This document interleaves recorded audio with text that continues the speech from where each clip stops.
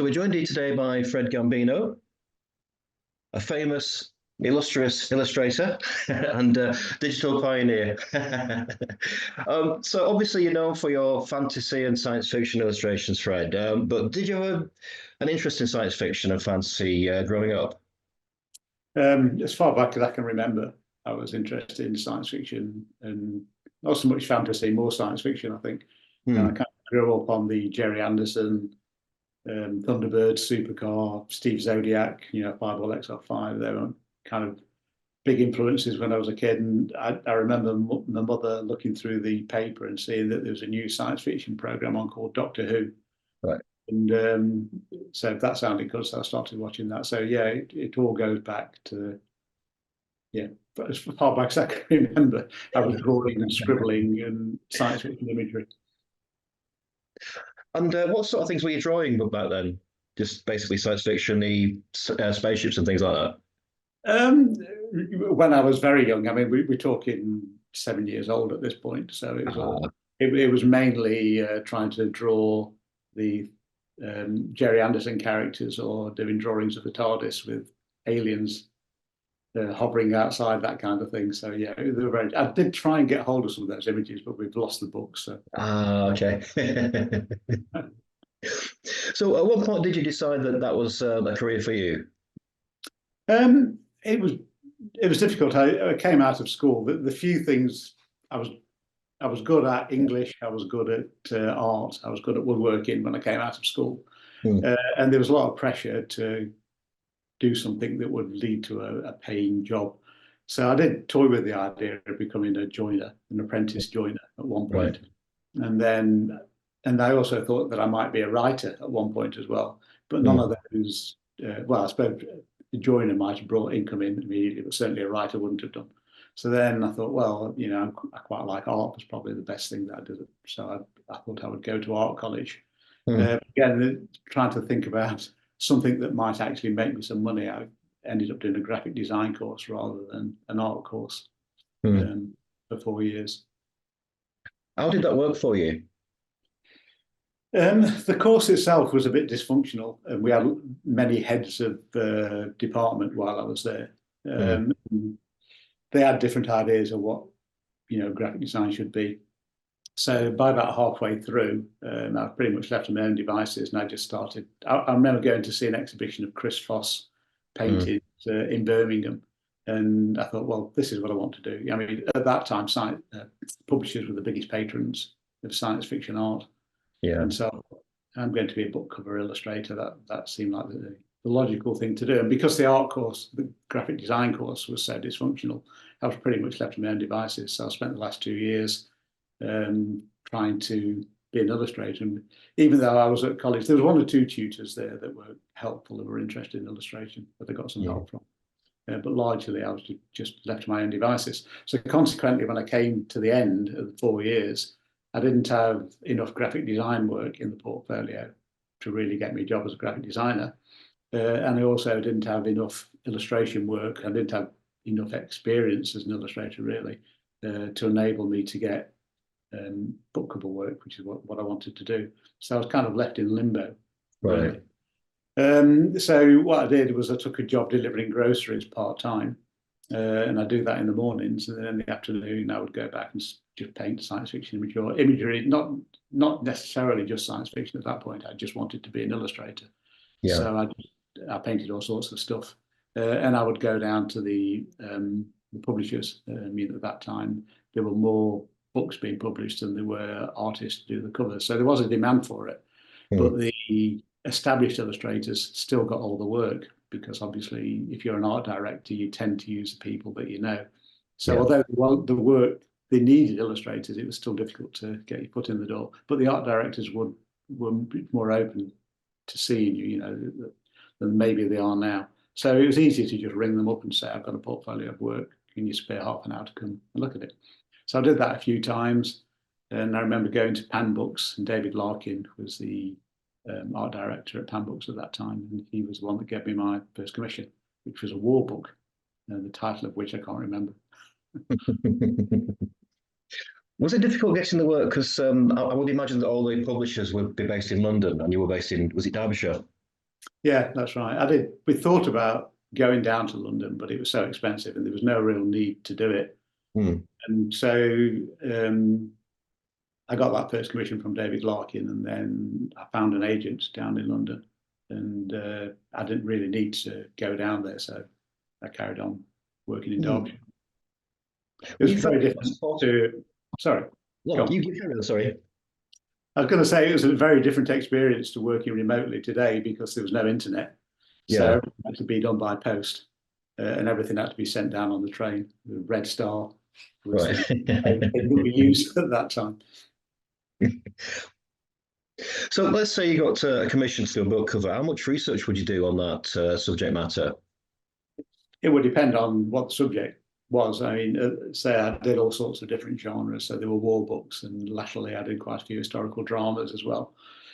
So if you're doing that kind of subject, then you had to do some research on costumes, or if there was Hmm. a hardware in the war books, you had to get the guns right and the aircraft and the tanks correct, or as best you could. So Yeah. that some research. But again, in those days before the internet, that really meant going to the town library and looking for a book. That was the only way to do it. And inevitably, the book that you wanted on tanks was out. So it Yeah. was quite difficult looking back on it to find reference. Hmm. What would be the methodology, though? I mean, would you be doing lots of concept work and sending it down there, like sketches, before you plunge into the main image? Yeah, concept. I think this was before the term concept artist Yeah. was coined. So they were just roughs or scamps, I think they used to call them back in the day. Yeah. Yeah, I'll do pencil drawings, or sometimes it might be an acrylic color rough, and Hmm. I'll put those in the post, and then I'd send them to the agent, and then she would deliver them to the art director, or occasionally you would send it straight to the art director. So it was at Hmm. least 2 days before they got to see them, and then they Yeah. would bring it up and make comments, and it would either be approved or they'd want some alterations doing, that kind of thing. Okay. What sort of materials were you using when you first started illustration? I started off, well, everybody at college seemed to be using gouache. So I started off painting in gouache. But I don't know, it was very kind of chalky finish, and it was a bit like acrylics in that it dried very quickly. So it was hard to get soft edges, Hmm. for me anyway. So I started using oils, and that was much easier. But the problem with oils was the drying times, especially if you work into a tight deadline. Hmm. Um, so I know that you could buy various dryers to speed up the drying process, but I never really used those, and they were very toxic apparently. So I used to paint them and stick them behind the radiator. And then I'd take them out the next morning, and they were bent into a banana shape because the heat, the different layers of illustration board, you'd end up with the things curved. You'd have to kind of straighten it and pack it and then send it down.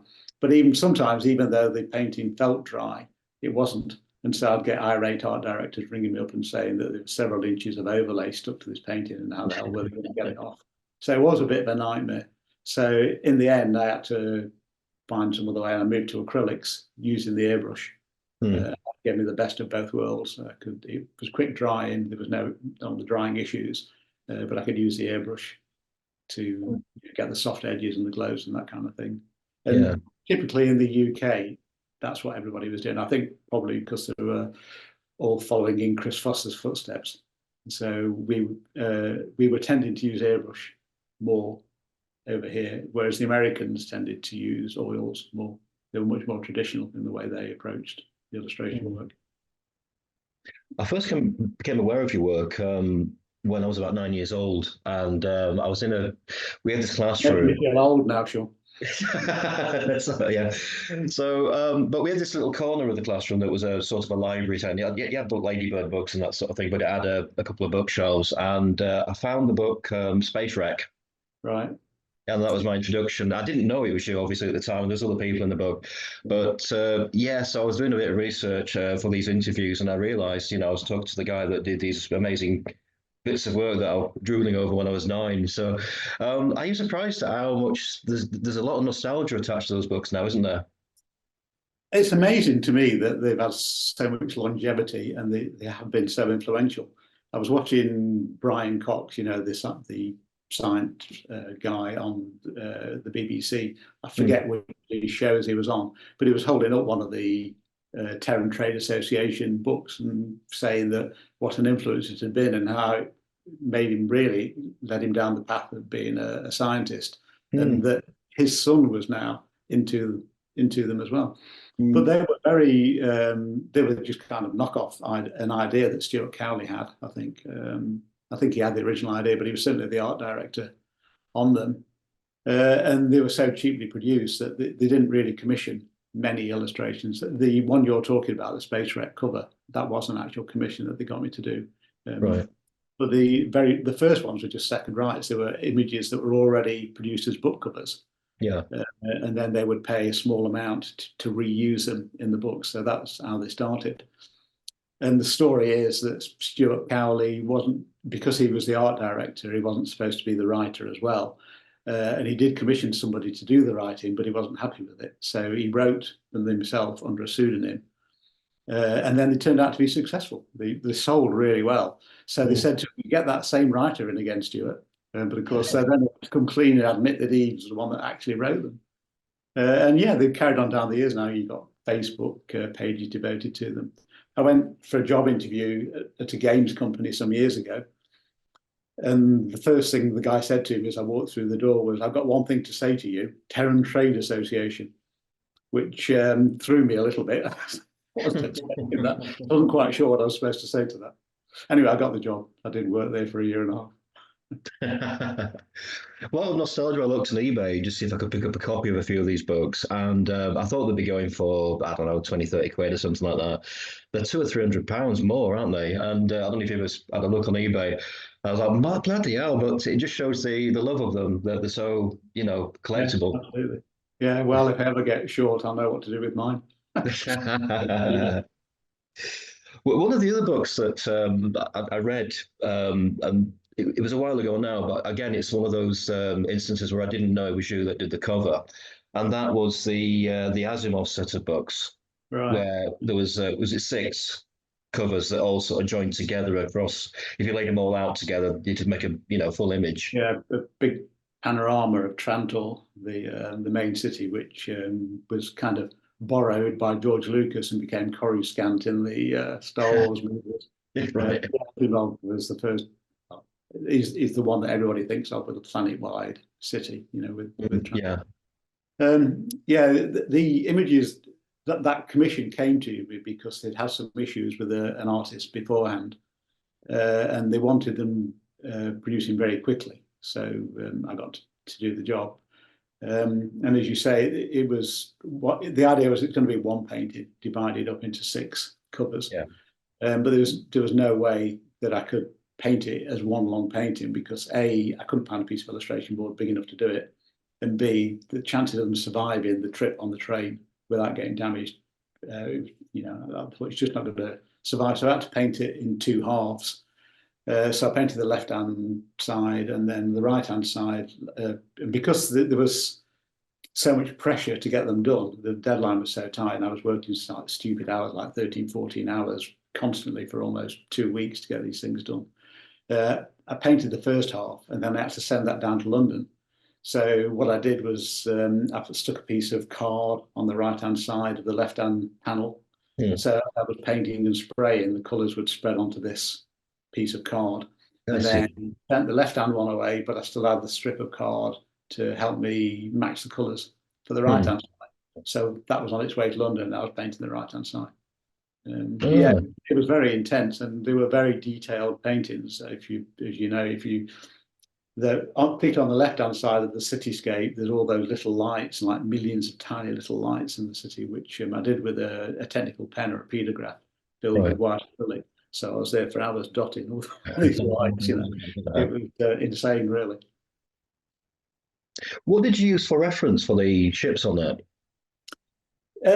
Back then, I used to build physical models. Right. I used to frequent the places like Boots the Chemist looking for interesting shampoo bottles.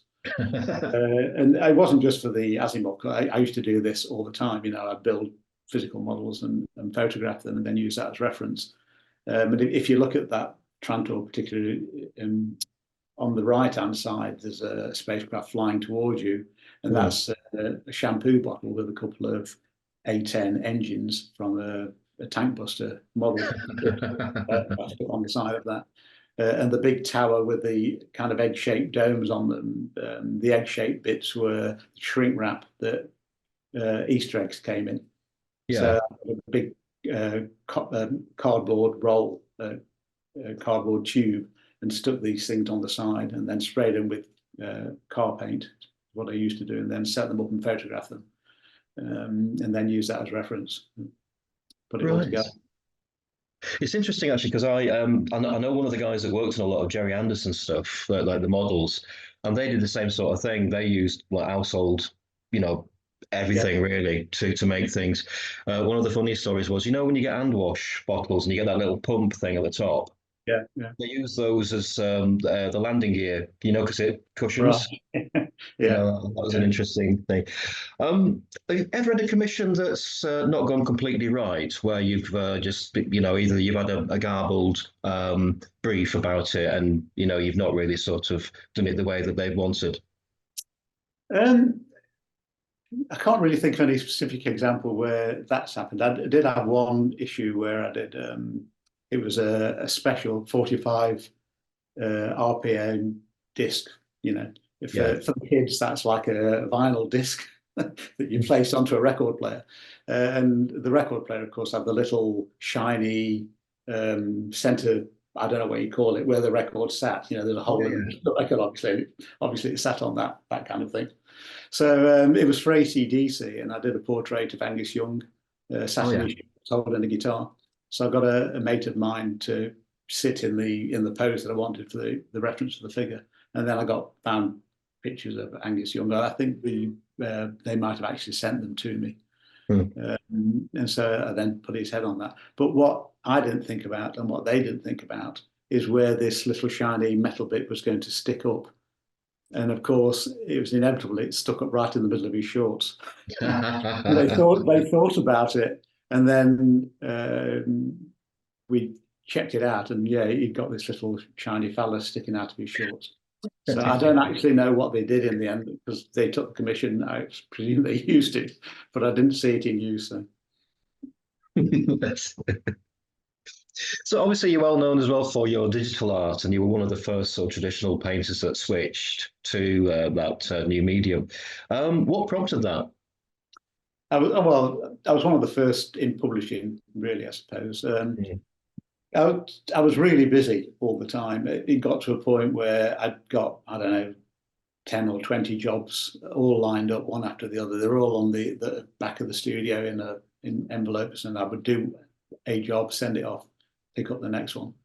And I didn't really think that suddenly this pile of jobs was getting smaller and smaller until one day there weren't any more jobs. And I remember it was a bit like running off the edge of a cliff, full tilt, suddenly I kind of hanging there in free fall thinking, well, where are all the jobs gone? And somebody had sent me a magazine, and in this magazine there were images of this amazing new bit of software called Bryce, which generated digital landscapes. And it's interesting how things have come on. But when I talk about this, when I give talks at universities or colleges, and I mention Bryce, the kids don't know what Bryce is. That's become old history already. But anyway, at the time it was cutting edge, and I looked at this stuff and thought, this is what's happening. It's computers are taking over. So I need to get on this digital bandwagon, otherwise I'll be left behind. Yeah. But I knew nothing about computers. I hadn't got a clue. I'd got a friend who used a Mac for doing graphic design, but back then they were really primitive. I think they'd got something like 2 megabytes of RAM. I mean, megabytes, not gigabytes of RAM. So, and all your software came on floppy disks. Anyway, I went to him and he showed me how this Mac worked. And I thought, well, I'm going to have to buy Bryce, which I did. And the thing about Bryce is it was one of the, at the time, more intuitive bits of software to use because the others were really complex. And I bought a 3D modeling program called Alias Sketch, which later morphed into Maya. And Photoshop, of course. It had to be those 3 things. And I got all these boxes arrived, and I had no clue what to do with them. And I had to get another friend to come and show me how to put it all together. Mm. and started doing these images. And I remember creating this reflective sphere hanging over an infinite sea and thinking how amazing it was, because looking back on those images were very crude. There was no subsurface scattering or global illumination or anything like that. But at the time, it was amazing. So I thought, I'll start doing digital images. But as it turned out, I wasn't being left behind. I was actually ahead of the pack. And what had happened was that particularly as far as science fiction was concerned, the publishers had decided that spaceships, that kind of Chris Foss look, was ghettoizing, if that's a word, science fiction. And they wanted to appeal to a broader market rather than just the Star Wars, Star Trek fans. Mm. So they started doing design-based covers, which were basically black covers with silver type, that kind of thing. So they would, wouldn't put people off if you weren't particularly a science fiction fan. So I didn't know that anyway, but that's what had been happening behind the scenes. So I started doing these digital images, and the publishers didn't know what to do with them because nobody else was really doing it. And the printers didn't know what to do with them either. So some of the printed results were horrible at the time. But eventually they all caught up. And so then it was Peter Cotton Sphere Books was the first one that I was actually sending digital files to. And then I became known as a bit of a digital pioneer for that reason. I remember again, Jim Burns and Chris Moore getting in touch, wanting to know, about this new medium. And both Jim and Chris were heroes of mine. They were the people I wanted to be when I was at college. So I was more than happy to impart my knowledge, such as it was. So yeah, that's how I got into doing digital work slightly ahead of the pack. Yeah. What do you think the main advantages of digital art over traditional? There are advantages and disadvantages. For me at the time, because work, as I say, was tailing off, mainly because the publishers had a change, we decided to have a change of direction. It enabled me to reinvent myself because I had a new look, this digital look. So suddenly I got a lot of work again. So for 2 or 3 years, I was really busy again doing digital work. So that was one advantage to it. The other advantage and disadvantage is that there's infinite change possible. So in the past, if you did something and the author or the art director didn't like the color of the sky, it was tough, basically, unless they wanted to pay you to do the image again. If they'd approved, the rough and it was going to have a green sky, then that's what they'd approved. So they had to live with a green sky or pay me to paint it again. But when digital came along, a couple of clicks, you can change the color of the skies. So suddenly they expected those changes to be made, and you didn't get paid for them. Yeah. And the other thing that was a problem is that because digital made it much more accessible to many more people, it kind of cheapened the value of the product, basically. So the fees went down. And I did a couple of book covers last year for mainstream publishers, and I got paid about half of what I would have got paid back in 1990. So that gives you an idea of how the value of what was being done. Yeah. Well, you were included in the HarperCollins book, weren't you? The Masters of Digital Art. Did they approach you about that? How did all that come about? Yeah, it was through Dick Jude, who was at the time working for Forbidden Planet, and HarperCollins had approached him and asked him to write an art book, on science fiction art book. And he'd got the idea that he would, because it was all, this transition between traditional and digital was happening at the time. Yeah. The idea that that's what the theme of the book would be. And so we got people like John Howe and Chris Moore and Jim Burns for the traditional side of it. And because I was the digital pioneer, I suddenly got an email from him saying, "Do you want to be in the digital part of it?" So of course I said yes. And that was another advantage for me at the time, that it raised my profile. Well, you've been doing a lot of concept work for movies and TV shows and that sort of thing, haven't you? So how did all that come about? And that actually came about, well, it started through that same book, because one of the other, John Davis had been working on the Jimmy Neutron TV series, and he'd been approached by Paramount to do a feature film, and he was looking for concept artists. And John's, was a big science fiction fan and nerd. And so he got the idea that he would just approach science fiction artists that he liked and get them to do concept art for this movie. And one of the artists he picked on was Don Mates, who was an American traditional art, and he was in the traditional part of the book. Yeah. And he showed John this Masters of Fantasy art book, and he looked through it, and there was something about my work in that book that appealed to him. So out of the blue, I got an email from him saying, "Do you want to work on this film that I'm doing for Paramount?" So, and although I'd been saying that I'd sort of reinvented myself with the digital work and I was busy again, it had been starting to tail off again. And then I got this email from John saying, "Do you want to work on this movie?" So that was my first step into concept art. Hmm. And it And how kind did of, you work on that? Did you work remotely or did you work as part of a team inside the studio? on Jimmy Neutron, I worked remotely. Yeah. The budget wasn't massive, and it was all being done kind of very quickly. Yeah. We had telephone again before the internet and Zoom and all that kind of thing. So Yeah. we had telephone calls, and basically and fax machines. I think it might have been the early days of the internet, so we were sending emails with attachments as well.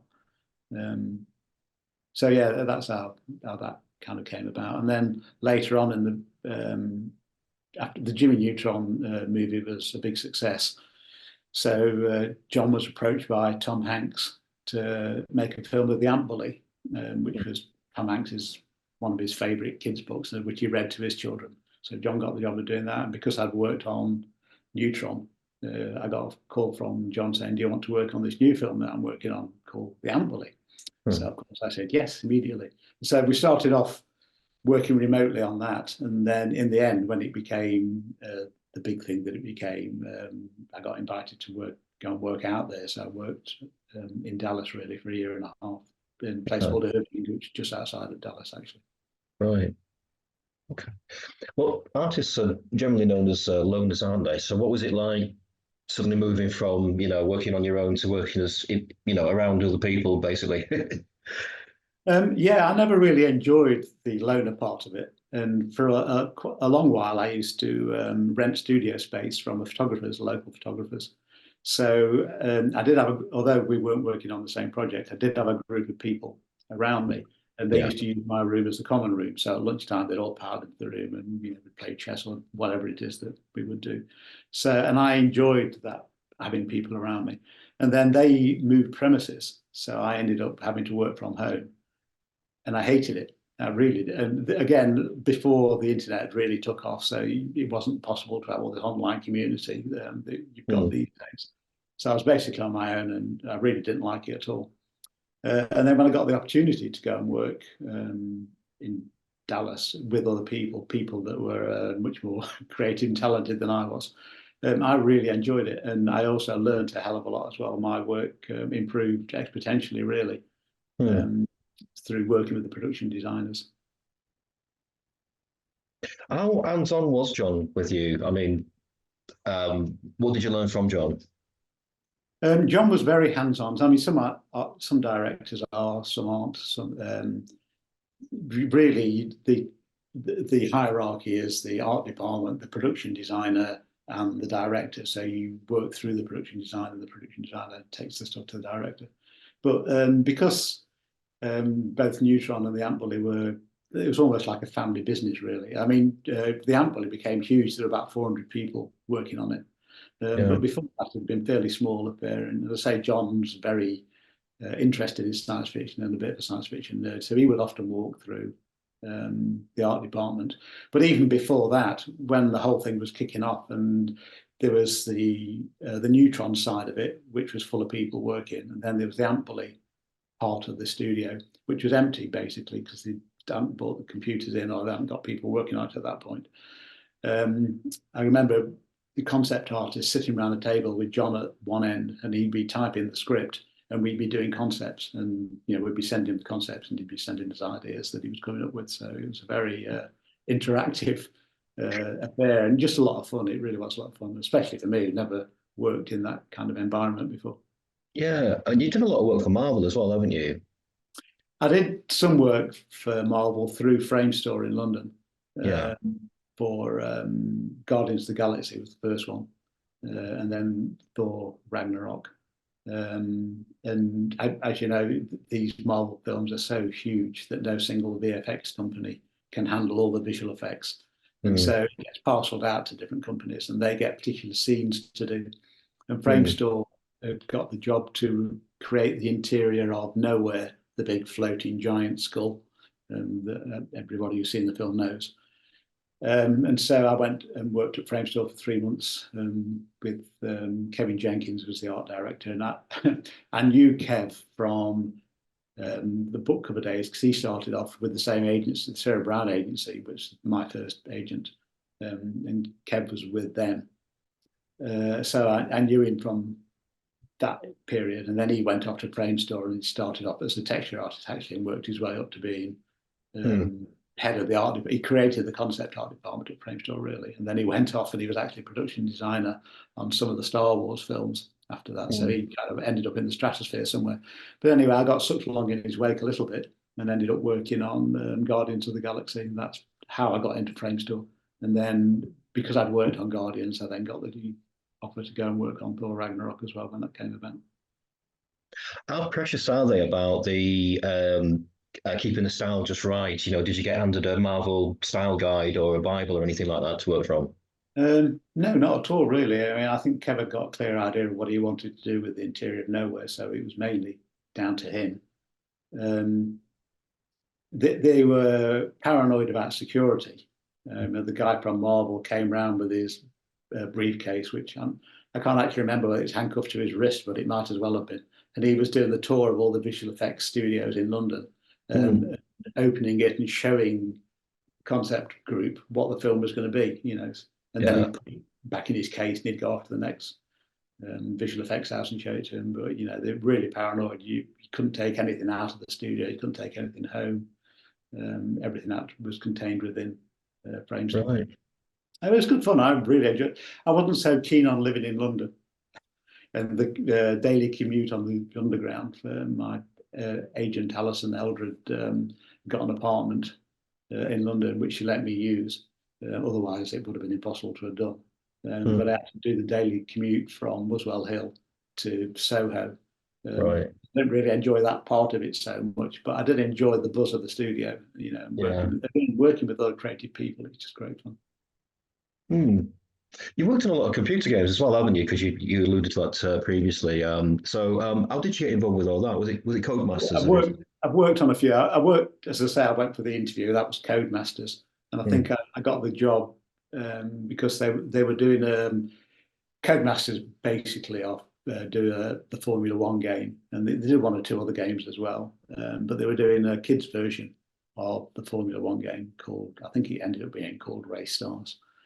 And I got the job, I think, because I'd worked on the Ampley and these other animations. They were looking for somebody who'd got that kind of experience. It was a bit of an odd experience for me because although I enjoy the design aspects of games, I'm not a gamer particularly. I don't really play games when I'm not actually involved in designing something for it. I don't really play them, and I'm not interested in Formula One either. So I was a bit of a square peg in a round hole there. But again, it was a good experience. The art department was really good. The guys working in there were great fun. I was the old guy. I was about 20 years older than everybody else. So I was supposed to be the principal artist, but I think I learned more from the kids than they really learned from me. So it right. was a good experience. I was there for about a year and a half. I think it was before then, actually, that somebody that I worked with on the Ant Bully had been in contact with the studio called Junction Point Studios in Texas again. And they'd been commissioned to work up an idea for a Mickey Mouse game to make Mickey Mouse cool. And this was being headed by a guy called Warren Spector, who, if you're into games, will know the name because he's, I think, trying to remember the famous game that he did. But anyway, he was quite a big wheel in the games industry, and he got this. I didn't really know who Warren Spector was. I'm kind of ashamed to admit.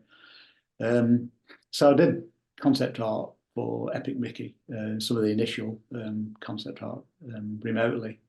And then I got another job. I was doing some concept art for Escape from Planet Earth in Vancouver. And the two things were running simultaneously, and I just couldn't do it. So I had to not do the, actually one of them had to go, and it was the Epic Mickey thing that went. But I presume I had quite a bit of influence on the finished thing, because if you buy the Art of Epic Mickey book, there's some of my drawings in there. If you don't know the premise of the game, it's this alternate universe where some of the old Disney characters I don't know how the final thing, but in the version I worked on, there was a dumpster outside where all this stuff got dumped, and then they slipped through some hole in the space-time continuum and all carried on existing in their own world. I've forgotten the point I was going to make to that. I said before. About it was about the book, wasn't it? Yeah. So anyway, a lot of the characters were almost zombies. There was a zombie Goofy and a zombie Daffy Duck that I did. And in the Art of Epic Mickey, there's the drawing I did of zombie Goofy. And one of the producers had written, when I saw this image, I knew we'd got something really, really special. So obviously, I had a fair amount of influence on the game. Would you think we're going with all this AI stuff that's coming out? The AI generated artwork. Do you think that's a good thing or a bad thing? At the moment, I can't see the positives for it. I know, as I was saying earlier, how digital reduced the fees, basically. Yeah. Digital created a lot of jobs that didn't exist before. You could become a rigger for 3D models or whatever. That job simply didn't exist before 3D came along. And a lot of people moved to concept art. That became a big thing. So it created a lot of new jobs. And if you moved into those new parts of the industry, you could get well paid. But the old traditional stuff, the fees went down. And I can only see the same thing happening with AI, but even more so, because even more people can now generate these images. And you think when we were working on the Ant Bully, there were 6 of us, and we were maybe doing 1 or 2 ideas a day. If we were on a streak, you can sit with AI and produce 100 ideas in a morning. You're not going to pay people the same amount of money. And I know there are AI enthusiasts out there that will disagree with me, but literally anybody can do it. You can bring somebody in and show them the ropes, and in a day or so, they'll be producing stuff that's good enough. Basically, it's good enough to inform the production and produce ideas. Yeah. So at the moment, the only people I think who are going to benefit are the corporate pencil pushers who are trying to reduce the cost of everything.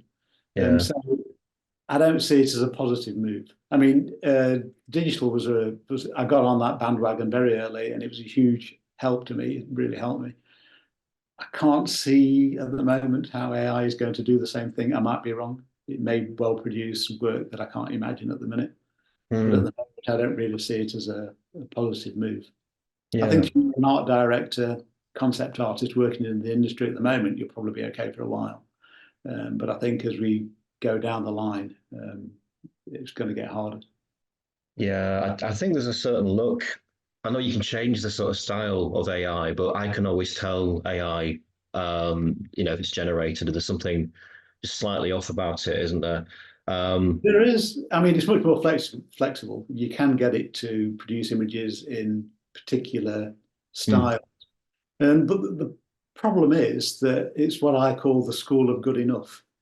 If you stick it on a book cover, apart from the people that are really into it, they're not going to notice that it's AI or whatever. They'll just pick it up because it's an image that appeals to them, and they'll buy the book, or these days it'll be a thumbnail on Amazon.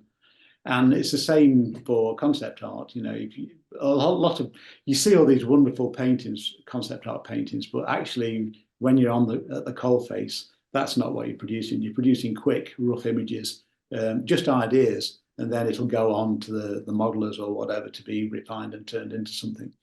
Yeah. So the fact that it has a slightly synthetic look or whatever isn't necessarily a downside to it. It's churning out the ideas quickly.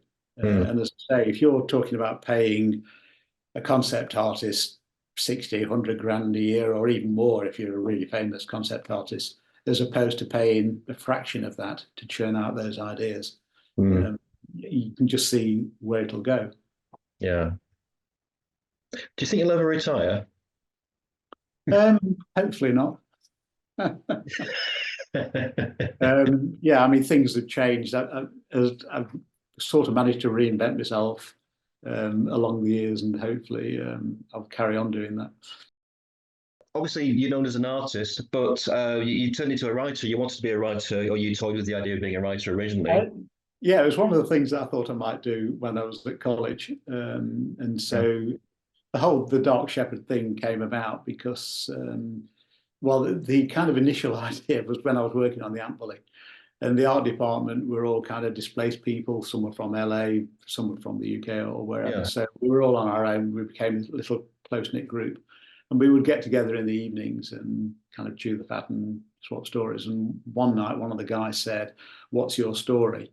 And I thought he was asking us what our life stories were, but actually, what he was asking was what was our story that we were working on, because these were all Hollywood folk. So they all had stories, books, scripts, or whatever that they were trying to develop. And I was the only one in the room that didn't have a story. So I felt kind of a bit left out at that point. And then some years later, I was out on the bike and this idea popped into my head for the Dark Shepherd story. And so I thought, well, I'm going to write this out. So then I'll have my story. So I did a kind of brief synopsis of it. And I sent this to my artist rep at the time, and she showed it to a literary agent, and he said, "Oh, I really love this, but what is it? Is it a book? Is it a game? You know, is it a film?" So I sat down. I thought I'll turn it, because I was working in the movies.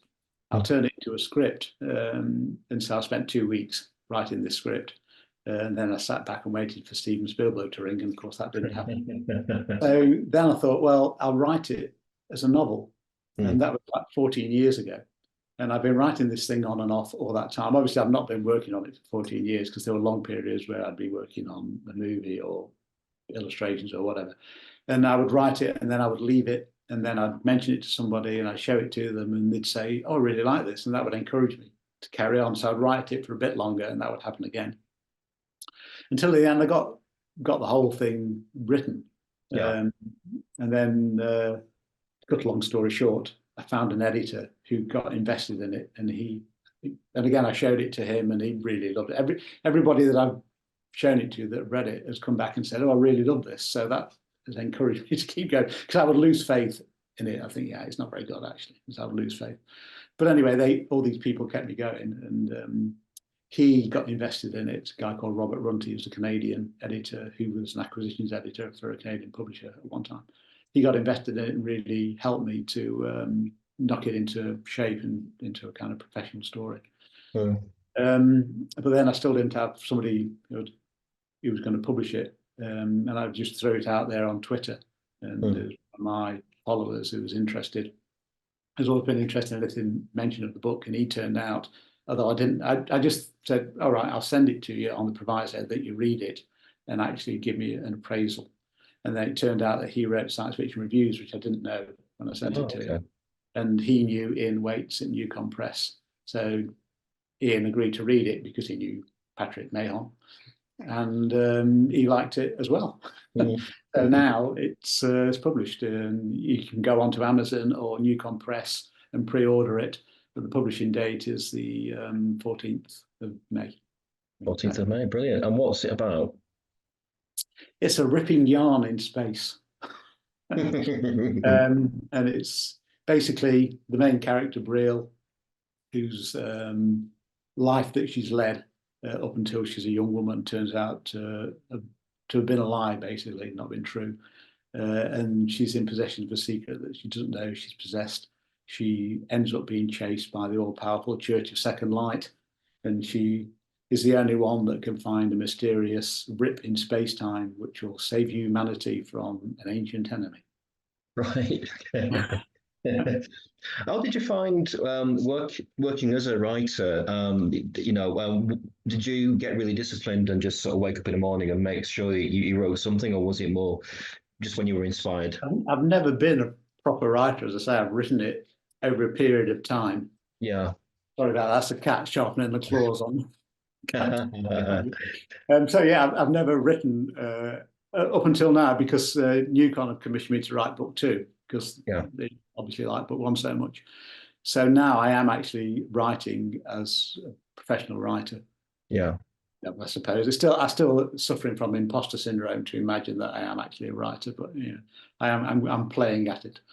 And what happens is that I sometimes find it difficult to get going, but once I do get going, I can't stop. So if I Yeah, start writing, I'll just sit and I'll just write all day. Um, right.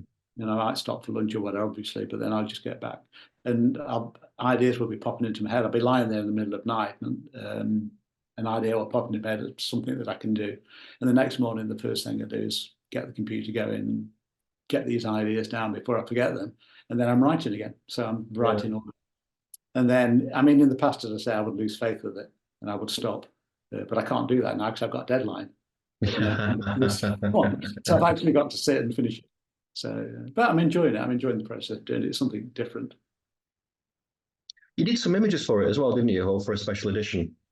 Um, when the Art of Dark Shepherd book, Titan Books produced the art book in 2014. Yeah. And it was actually going to be a retrospective of my work. But because I'd got this Dark Shepherd idea, I put it forward that I would do a bunch of images. So the first part of the book is devoted to the Dark Shepherd script, actually, the scripts in the book, which looking back is probably a mistake. But anyway, it is out there as a script. Part of it is just one scene from the book. And I did a whole bunch of images purely for the art book. And those images are the ones that you see in the introductory video that you showed with the music.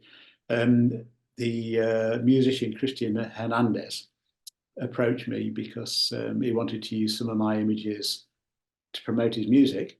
And so I kind of reciprocated and used his music to promote the video. Right. But those images, I think they're 8 years old now on YouTube, but they don't represent the story anymore. Not fully anyway. Bits of them are relevant to the story, but the story changed dramatically from that first iteration. Yeah. So bits of it are right, bits of it aren't. But the kind of the feel and the theme is right. That is the book. That is the kind of theme of the book. If you like space opera, spaceships, and space battles, then hopefully you'll like Dark Shepherd. Oh, I look forward to it. So, so do you think you're ever going to be sort of a musician? Because you've done sort of artwork, you've done writing. There's only sort of music left, isn't there? Music, I've got a guitar. When I thought things were going a bit quiet, I thought I'm going to have to find something to do with my retirement, which hasn't happened. So I got a friend who's a musician, and I thought I'll get a guitar and get him to teach me some bits and pieces. But I've not had time really. I've not had enough time to devote to it to be any good. So I've managed to string a few chords together, and that's as far as it's got. So in some ways, I'd like to spend more time doing it, but in other ways, I hope that I don't find the time to do it. Yeah. Well, thanks again, Fred. It's been amazing. You're Thank you. welcome. Thanks for having me on. It's nice to be involved with the august set of artists you've got in the other videos. Oh, excellent. Thank you very much for that. Well, thanks again. Cheers. Thank you. Cheers, Sean. Bye.